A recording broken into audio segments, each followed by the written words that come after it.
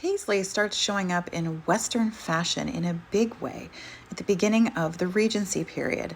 And there's a lot of reasons for that, but the biggest one is because of the British East India Company and the horrors of imperialism. But first, we've got to go back in time. The proper name for this motif is boteh, B-O-T-E-H, or butta, and it's been referred to by many names, including the Persian pickle, a ham hock, or the Welsh pear. But it goes back so far that it adorns ancient buildings in Afghanistan and pieces of fabric like the samite from the 7th century in Persia. Here we see an illustration of Emperor Babur, who was one of the Mughal emperors.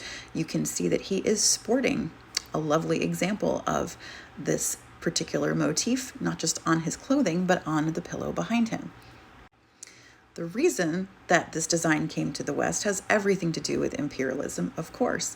The British East India Company, best described by William Dalrymple as a private company run by an unstable sociopath, and that man's name was Robert Clive, in the 18th century, absolutely devastated the economy of India, took and pillaged anything that they could get their hands on, including these beautiful shawls called Pashminas.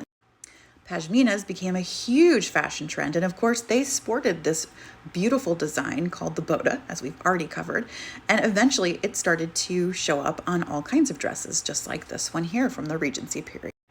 Queen Victoria, rather famously, was also a fan of the pashmina, and you can see in this reinterpreted version of the boteh design, by the time we get to the middle of the 19th century, we're still seeing the design pop up everywhere.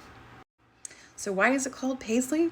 Well, as the English like to do, they thought that importing things all the way from India was just not great on their own economy. So they figured out / stole how to make block printing and the kind of weaving that was needed to make pashminas and started making them in England. In this particular case, in Paisley, Scotland, which became the center of making this kind of design, and hence it became known as Paisley. The influence of Paisley goes hard all the way through the Victorian period, especially in nightgowns and in wrappers like the one that you see here. The Paisley pattern is everywhere on menswear and women's wear. And make no mistake though, this might have been made in Paisley, Scotland, but the influence was 100% because of India.